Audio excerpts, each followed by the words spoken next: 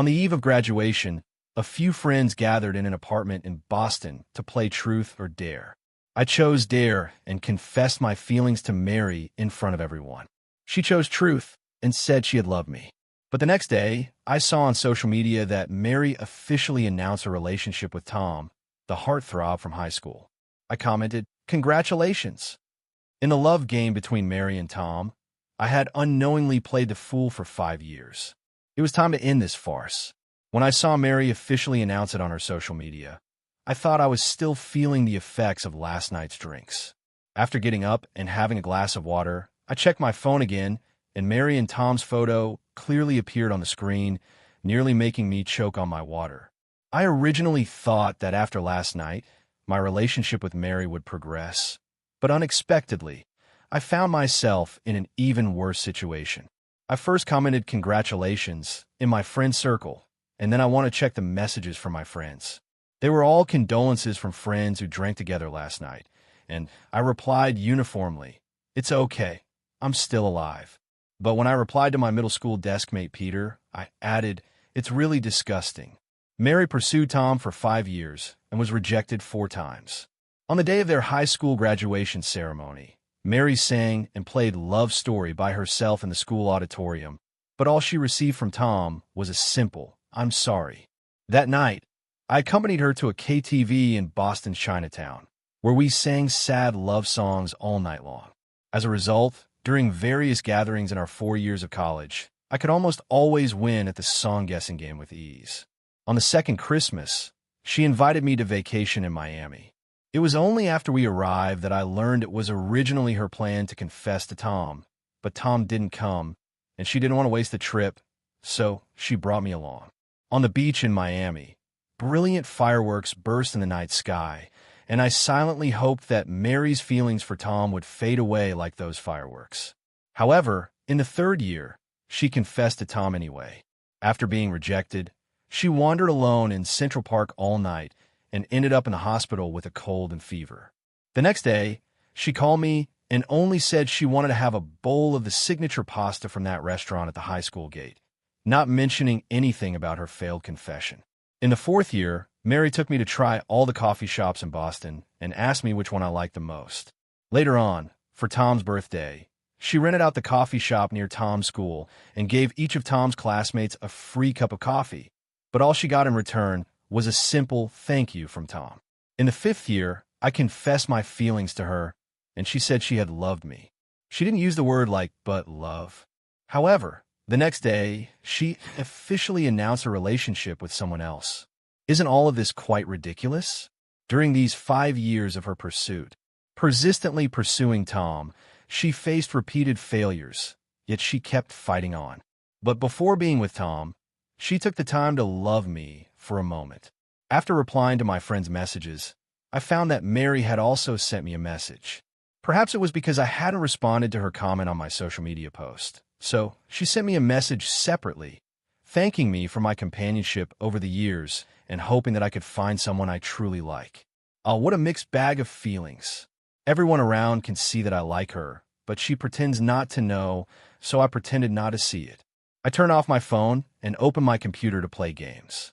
I still remember that night at KTV before leaving.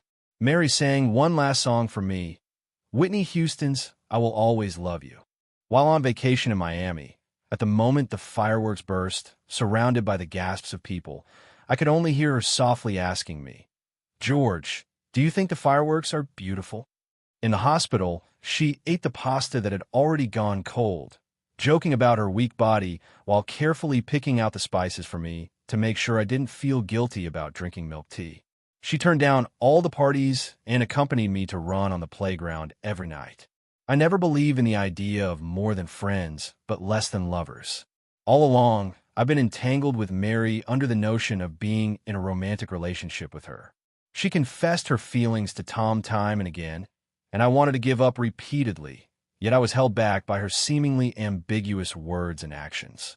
She neither said she liked me nor rejected me, always stopping her actions when I wanted to take a step further, telling me, "I've always considered you a good friend." By the time I finished playing 3 games, it was already evening. The barbecue my roommate brought back was cold and so hard that it almost broke my teeth.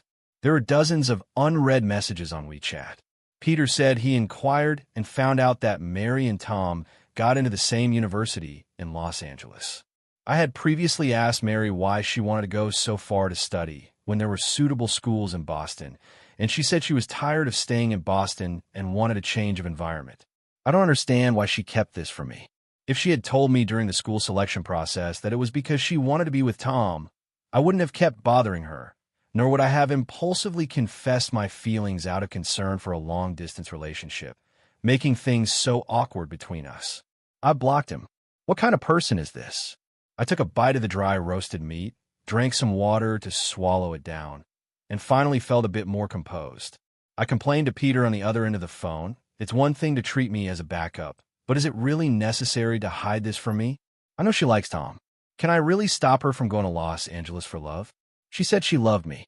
I guess she's just afraid that one day Tom will dump her and there will be no one else. Tom saw me cursing passionately and then shared some shocking news. They went on their graduation trip today. They should have already boarded the plane.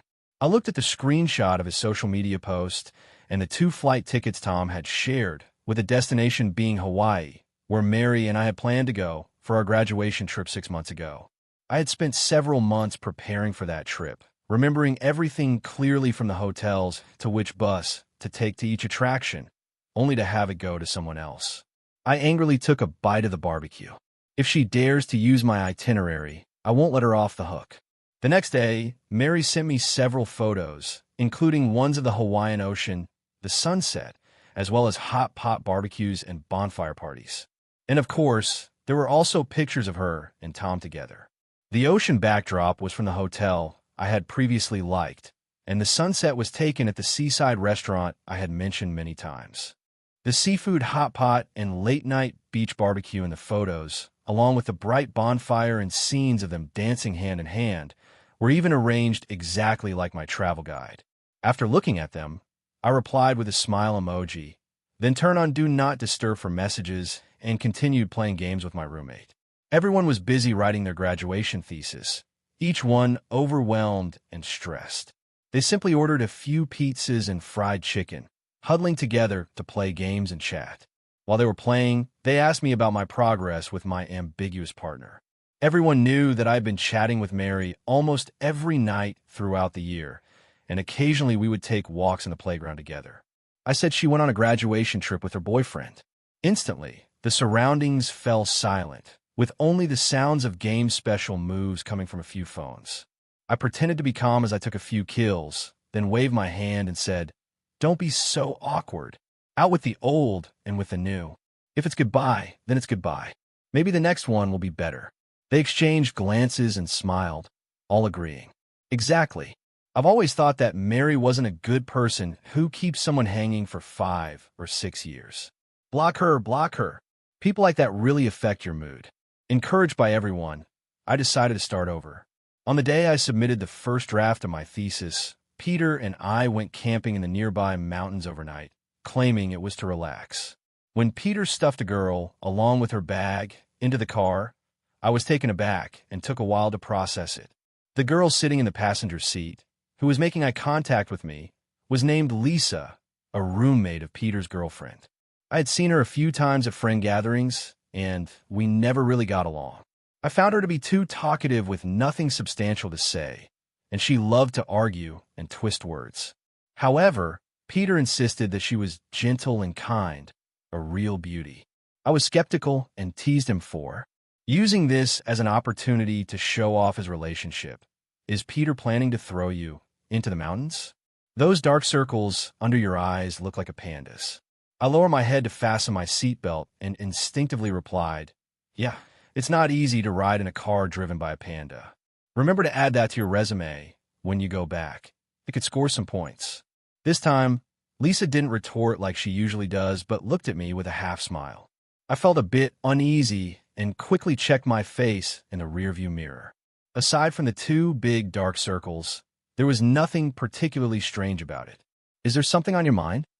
I asked directly. "I heard you and Mary broke up. So, she was here to see the joke?" "We were never really together. so it doesn't count as a breakup. It's more like she let go early, and I got slapped a few times by a bungee cord.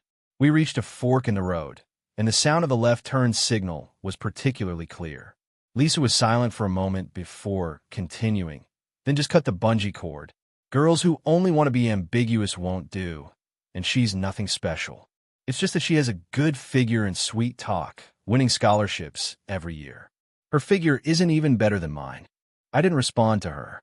If liking was just about those things, then maybe letting her go wouldn't be that hard. Seeing that I didn't say anything, Lisa pulled out a box of Steam I masked from somewhere and handed it to me. "This is for you. Just put it on when you have nothing to do. Staring at the computer and phone all day and staying up late, aren't you afraid your eyes will get damaged?"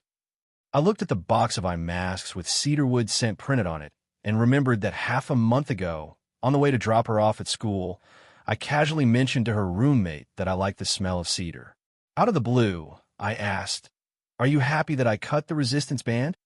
Lisa's expression didn't change much. She kept looking ahead. When the light turned red, she turned to look at me, made a peace sign, and couldn't hide her smile. I've been ready with the scissors for a long time. "Do you think I'm happy?" I pretended to be calm while gripping the steering wheel, trying to hide my surprise. "Keep your mouth shut. You're almost grinning from ear to ear." Later, Peter told me that Lisa, after learning about my breakup with Mary, treated his girlfriend to 3 meals, and the two of them planned this camping trip together. "This isn't camping. It feels more like a couple's date," Peter said with a mischievous grin. I covered his mouth with my hand and pushed him away, saying, "I thought you brought me here to heal." He immediately adopted the demeanor of a relationship coach and said seriously, "The best way to forget an old love is to start a new relationship." After saying that, he took out a handmade sandwich from his bag. "Lisa knows you didn't have breakfast, so she made this for you. It's a heartfelt breakfast from your new love." I looked up at Lisa, who was cutting fruit not far away. I replied flatly, "I don't need another woman to heal the wounds of my previous relationship." Liking Mary was a habit I had developed over 5 years. Whether eating, sleeping, or doing anything, I would unconsciously think of her. The only way to completely erase her from my world is to rely on myself. I pushed the sandwich back. Before I have truly let go of Mary, accepting someone else's goodwill feels wrong to me. Peter stared at me for a while, nodded, and then forcefully shoved a sandwich into my mouth. I refused to believe that after being disgusted by that piece of dog, Mary, I could keep being unlucky. He still wouldn't give up. During the 3 days and 2 nights of camping, Peter intentionally and unintentionally tried to set me up with Lisa no less than 20 times. On the way back, he secretly drove off with his girlfriend early in the morning, afraid that I would avoid riding in their car to dodge any awkwardness. As a result, Lisa and I woke up to find ourselves left behind at the campsite, like children abandoned by their parents on a deserted island. In the past couple of days, Lisa had also noticed that I didn't have much interest in her.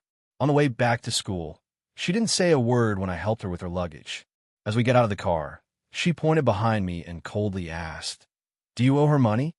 Saying that, she handed me my travel bag. "The way she looks at you is like she wants to kill you." I turned around and saw Mary with red eyes, standing at the school gate, staring intently at me and Lisa. Well, I try to ease the awkward atmosphere. "I owe $1 million. Can you only pay it back?" Lisa looked me up and down, then shifted her gaze away. "I only help my boyfriend pay back money." "Who are you?" "Then just wait for me to collect your corpse." I pretended not to understand her implication, took the travel bag, and wanted to leave. She crossed her arms and leaned against the car door, saying, "Non-family members can't collect corpses. I can't help you." I didn't dare to turn back. I just wanted to leave quickly. But Mary called out to me, "George, where have you been? Your roommate said you went out to play and haven't returned to the dorm for 2 days. I sent you messages, but you didn't reply." Mary took a few steps forward, staring at the travel bag in my hand. Her gaze hesitated for a moment before looking at Lisa. "Who is she?" Her tone was like questioning a boyfriend who came home late, making me roll my eyes. "A friend I went camping with. There's no signal in the mountains." As soon as I finished speaking, I wanted to leave, but Mary grabbed the travel bag. "A friend? How come I didn't know when you got this friend?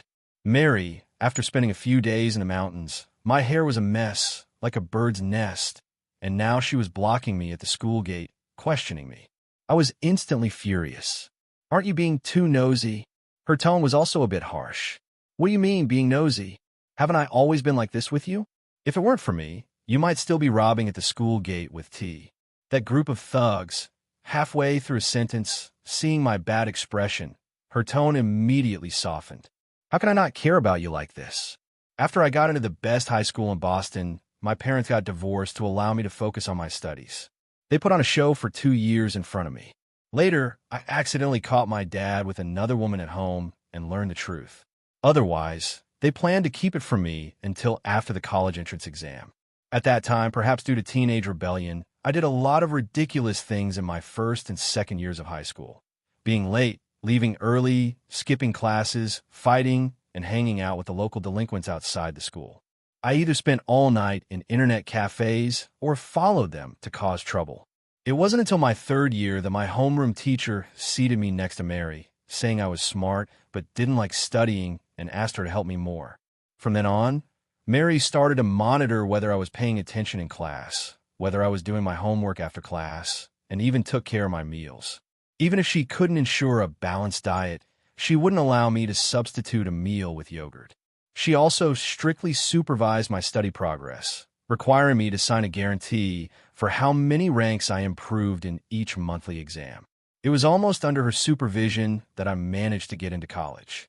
On the day the college entrance exam results came out, she joked that once a teacher, always a father, and that she would take care of me for a lifetime. At that time, I really thought about letting her take care of me for life.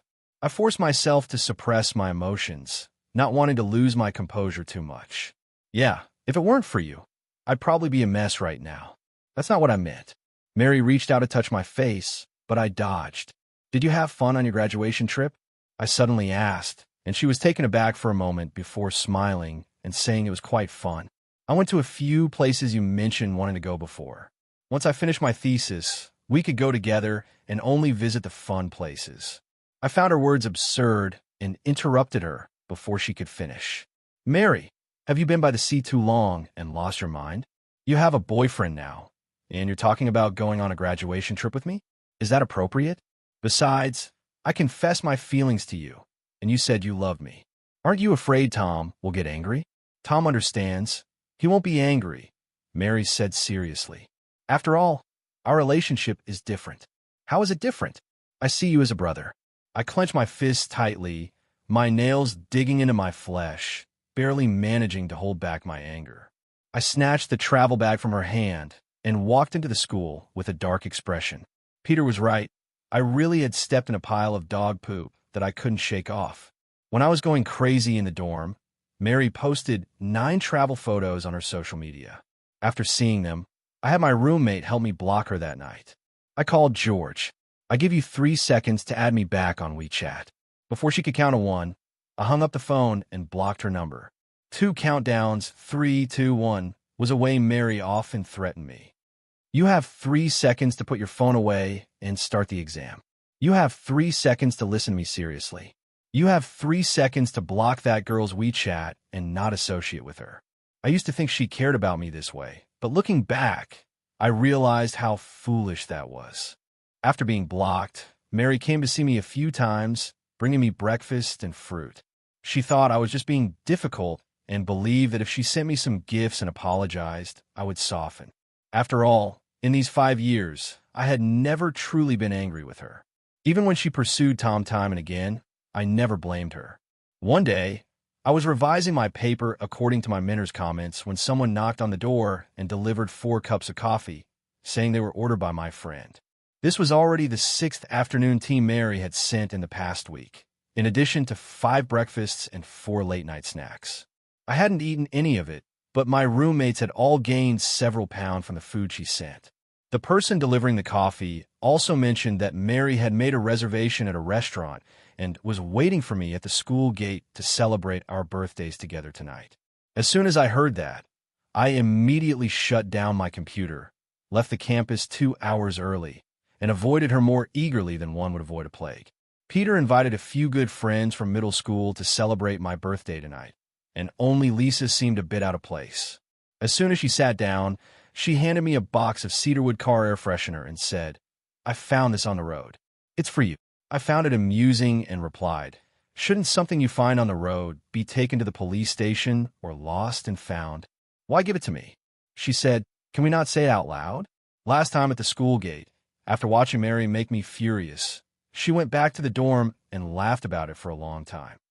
That night, Peter also sent me a video claiming it was secretly filmed by his girlfriend.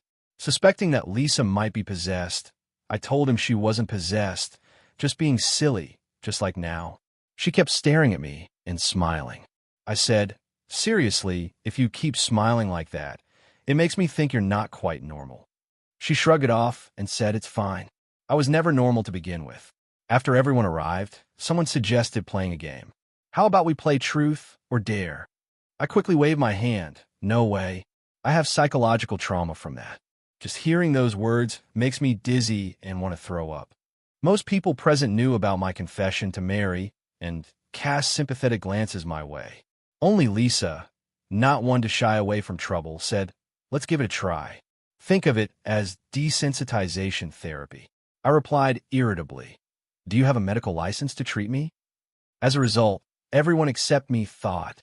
I thought this desensitization therapy was quite reasonable. So after a few rounds of drinks, Peter turned the spotlight on me. "Do you have someone you like?" he asked delicately, but everyone understood what he meant. I knew they were concerned about whether I could let go of Mary, but I had liked her for 5 years. It wouldn't be that easy to move on, at least not for a few months. Seeing me staring at my drink in silence, Peter guessed I wanted to avoid the question. Down the drink in front of me, leaving me no way out. "I've had my drink. You can't avoid this." I looked at him somewhat amused. "Is it really necessary?" "Don't mind that," he said seriously. I dare not look at him and replied softly, "There is." Peter glared at me with a look of disappointment, and if Lisa hadn't been in between us, I suspected he would have charged over to hit me. After a few more drinks, he turned his attention to Lisa. "Lisa, do you have someone you like?" She was straightforward. "Yes." "Go confess." "Hey, it's your chance." Peter continued. Lisa waved her hand. "No, it's not the right time yet." Someone nearby teased, "You're so beautiful. What are you waiting for? Are you afraid he won't like you?" "That's impossible." Lisa handed me some peeled peanuts. "I'm not afraid he won't like me. I'm waiting for him to decide when he wants to use me to solve his complicated first love problem." Upon hearing this, everyone applauded and cheered. I turned to look at Peter, who quietly snuck away with 2 peanuts and hid in the corner. I don't know what kind of charm Lisa had cast on him to so easily sell me out all night. I didn't drink a single glass of wine, but I still managed to complete the desensitization therapy of truth or dare. Lisa was quite sober, even able to recite the Declaration of Independence on the spot, but Peter insisted that I take her back to school. As we reached an intersection in front of the school, Lisa said she wanted to get out and take a walk to get some fresh air. I parked the car by the roadside, trailing half a meter behind her. "Are you trying to ask me for bus fare?" She turned back to look at me, puzzled. "I just want to digest a bit and conveniently drop you off at the dorm." To be honest, I was still a bit uncomfortable with the change in our relationship. Weren't we at odds with each other before? How did you suddenly start liking me? Not suddenly. I've always liked you. You just didn't know. I was dumbfounded. You used to want to retort me 3 times with a single sentence, and that's called liking. Lisa said confidently, "I just couldn't stand you acting like a fool around Mary, and I've liked you longer than you've liked her." In sophomore year, I was cornered by a group of thugs in an alley. She suddenly began to reminisce, and I felt a bit at a loss, quickly joking to change the subject. "No way. Such a cliché plot. I heroically save a beauty." "No." Lisa smiled and turned to look at me. "You were with them, robbing me of my money." In sophomore year, I had mingled with a group of thugs for over a year, occasionally following. I was young and didn't know better back then. I awkwardly scratched my head, not wanting to bring up those things. "It's fine anyway. I only remember you later passing by with $200, shoving the money into my hands, and specifically reminding me not to take that route next time. That's a bit funny." Lisa tilted her head and laughed. The dim streetlight cast a glow on her, and that memory I had always wanted to forget was brought out by her like a treasure. But I really liked it. I looked into her smiling eyes, and at that moment, I suddenly wanted to try to accept her. But just as that thought emerged, I saw Mary at the school gate holding a small cake, and the feeling vanished without a trace. In previous years, I always celebrated my birthday with Mary. I could decline invitations from others, but I always wanted to receive her wishes first on my birthday. Mary must have been waiting there for a long time. She raised her hand to greet me, but upon seeing me, she slowly walked over with the cake. "Are you going out with her tonight?" There was disappointment in her eyes, along with a hint of anger. "You stood me up and then celebrated your birthday with her." I was about to deny it, but then felt it was unnecessary. In the past, I was willing to let her manage me, telling her everything, afraid she would overthink. But now, I felt that even saying one more word was a waste of time. Seeing that I didn't respond, Mary seemed to have confirmed something, looking down at the cake in her hands. "You said you want to try chestnut cake. I went to over a dozen bakeries to order it when I heard from your roommate that you went out. I waited here for you for 3 hours. I said that even if I was with Tom, you would still be my best friend and I would treat you the same as before. But why do you have to draw a line with me, George?" Her voice was a bit hoarse when she called my name. When did our relationship become like this? In the end, she still didn't understand. From the moment she said she loved me, we could never return to being just friends. "Mary, can you stop being so selfish? Did you ask me if you could treat me as your best friend? Did you ask Tom? Today, I want to make it clear, I like you. From high school until now, for 5 years, even if you only see me as a friend, I accept that. But you insist on saying you love me. Do you know what that means to me? Do you know how happy I was after waiting for 5 years when I finally got a response?" But right after I confessed, she turned around and went to find Tom with the flowers, and I was left alone, numb by alcohol, foolishly smiling all night. Even if you want to tease my feelings, it shouldn't be like this, right? I really like her, seriously, for 5 years. Take this cake back. I have PRI, principles, and won't flirt with someone who has a boyfriend. Don't use the best friend excuse to deceive me. It makes me sick. It's getting late. You should go. After saying that, I turned and walked away, not wanting to let my tears fall and seem too cheap. But my steps felt a bit unsteady. Lisa reached out to support me, standing between me and Mary, and gently hugged me. "Happy birthday. Don't look back anymore." On the way back to the dorm, I ran around the playground alone, lap after lap, before the tears could flow. The cold wind dried them up. With half an hour left until midnight, I went to the convenience store and bought a dozen beers for servings of Odin and a few skewers. The clerk asked if I wanted ice, and that's when I realized my eyes were swollen badly. So, I applied a cold compress to my eyes at the convenience store entrance, and by the time I returned to the dorm, there were only 2 minutes left. My roommate was holding a lighter, and I closed my eyes to make a wish, hoping I would never again compromise myself for Mary. She wasn't worth it. After downing 2 bottles of beer, I cursed Mary loudly in the dorm, my emotions running high, unleashing every curse word I knew in my life. Unexpectedly, being drunk led to a mistake. I answered a strange call, and upon hearing Mary's voice, I disregarded my roommate's attempts to stop me and threw my phone straight into the toilet. On the first day of being 24, I squatted in the bathroom to fish out the phone I had just spent a lot of money on last month as a graduation gift. When Peter heard about it, he came running to acquire cheap labor. He took me up into the mountains to work on his family's farm for a week. His girlfriend's parents had contracted several hills a few years ago, planting fruit trees and raising chickens, and they were in need of help. Trading a new phone for a week's worth of labor felt like a bad deal to me, but he didn't think so. It wasn't until I saw Lisa appear at the school gate that I understood what Peter meant by spending one amount of money to hire 2 cheap laborers.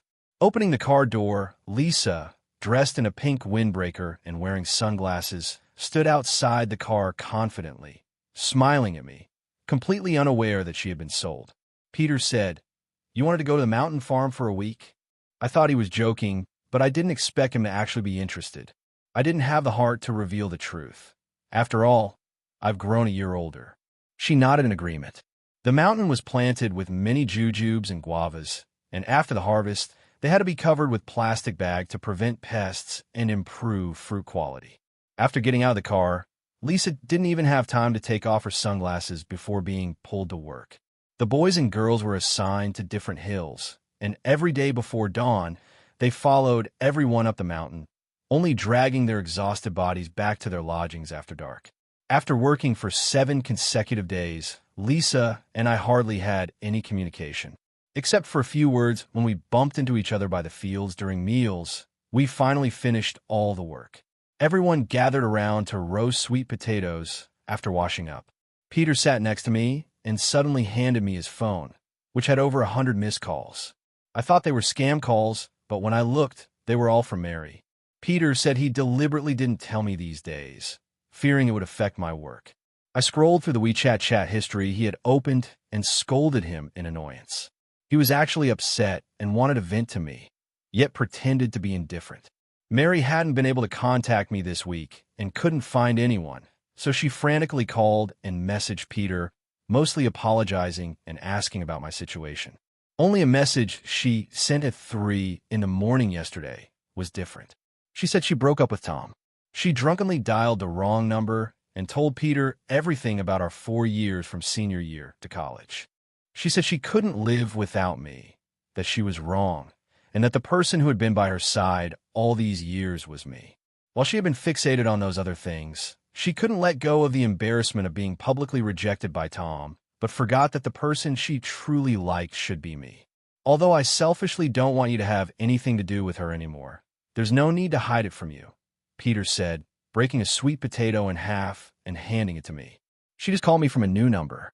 I didn't pay attention and answered. She said she'll wait for you at the school gate tomorrow. She wants to clarify some things with you in person. Lisa happened to come over with 2 bottles of beer and heard this. She expressionlessly squeezed between me and Peter, staring at the sweet potatoes in the fire without saying a word. After several days of farm work, her face had tanned quite a bit, and she looked stern, not even glancing at me. Peter wisely went off to be with his girlfriend. I handed the half-sweet potato in my hand to Lisa and exchanged it for a bottle of beer. "Are you angry?" I asked. Lisa took a bite of the sweet potato and mumbled, "You have to treat me to a meal when we go back. Let Peter pay, but don't invite him." I laughed at her. Let him treat us to a feast. Seeing me smile happily, Lisa felt a bit awkward. She broke up. "What do you think?" I took a sip of cold beer. After 7 days of farm work, I realized I didn't seem to miss Mary that much. At least during these 7 days, I hadn't thought of her once. I don't have any thoughts about it. I'm not a matchmaker. I can't manage other people's feelings, nor can I introduce her to a new boyfriend. Lisa was taken aback for a moment. That's not what I meant. I was saying I knew what she wanted to ask, smiling as I raised my beer to clink with hers. "I've already said goodbye to my terrible first love. Are you still planning to wait? If you continue to wait, I think I might end up liking you." I didn't plan to listen to Mary, so I called her to tell her I wouldn't be going back to school and that she shouldn't wait for me over these 5 years. I was well aware of all the little things that happened between us, and I knew how good she had been to me. There was no need for her to remind me, but I didn't expect her to wait at the school gate all day. After I came down the mountain, I had a meal with Peter and Lisa, and then went for a massage to relax. By the time I returned to school, it was already 11 at night, and Mary was still there. She walked towards me with red eyes, her steps unsteady, looking quite pitiful. "George, you're still angry with me, right?" She tried to take my hand, but Lisa stopped her, putting distance between us. She just smiled gently and continued to look at me. "I'm sorry for the things I did for Peter. If you want, I can set off fireworks for you, book all the coffee shops at the school gate, and hold flowers all night to see you. If that's not enough, I can hold the grandest confession ceremony in front of all our friends.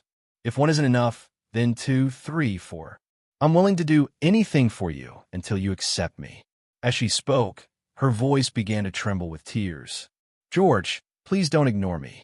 I really can't live without you." I stood there listening, unsure of how to explain to her that I was already tired, had given up, and no longer liked her. How could I, who once liked her so much, have changed so suddenly? She just hadn't recognized her own feelings for a moment. How had everything turned out like this? But apart from that, I didn't know what else to say. Mary, just forget it. I'm really tired, and I don't like you anymore. If you still value our past friendship, then please don't keep entangling me. I really don't want to see you again. But even that last sentence, Mary couldn't understand. She still prepared one confession after another for me, as she said she would. The song she played on the guitar changed to I Will Always Love You, and the fireworks by the sea were no longer set off out of fear of wasting them. She was hospitalized with a cold because she got caught in the rain downstairs at my place. She rented out the coffee shop downstairs from my office, yet she never managed to see me. She even gave up the opportunity to pursue a master's degree in Los Angeles, staying in Boston to look for a job, just hoping that I would change my mind. But between us, there was already no future.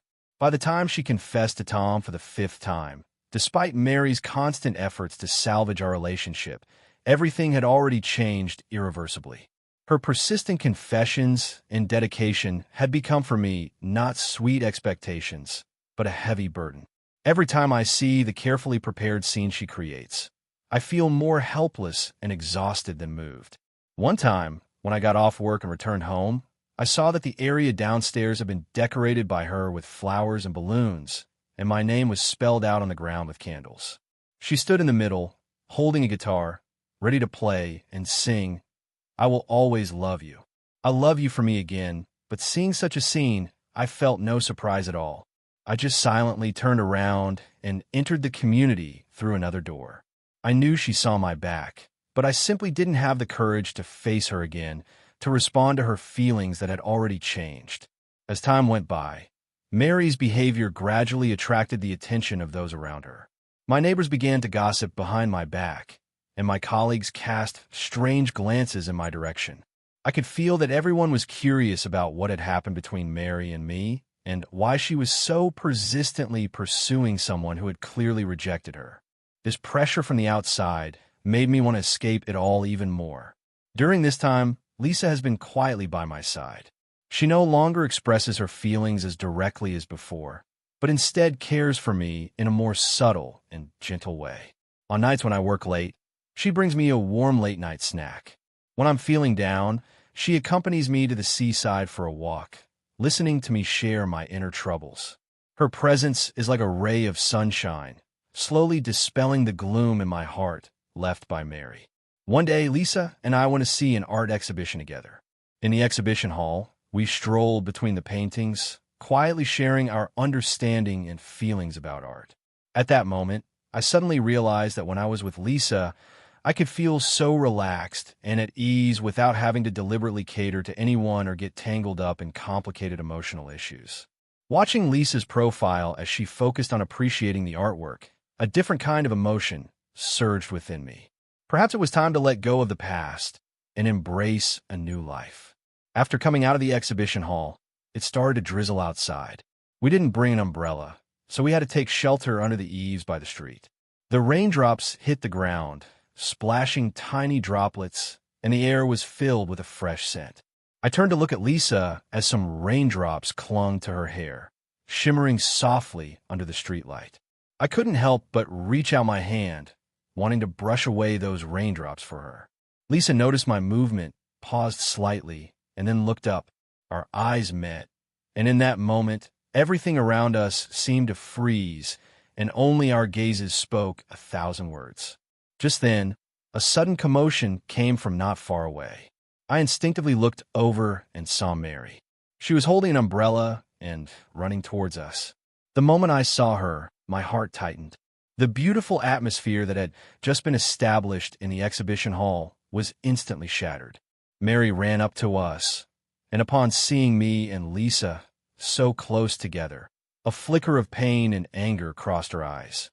"George, how can you be with her?" Mary questioned, her voice trembling with emotion. "I've done so much for you. Why won't you accept me?" I took a deep breath, trying to keep myself calm. "Mary, I've said it many times before, it's not possible for us. What you're doing will only make us both suffer more." Mary, however, seemed not to hear my words and continued, "I know you're still angry with me. I will change. Can you give me one more chance, please? Lisa couldn't stand any longer. She stepped forward and stood in front of me. Mary, stop bothering George. He has already made it clear that he doesn't like you. This will only make him more uncomfortable.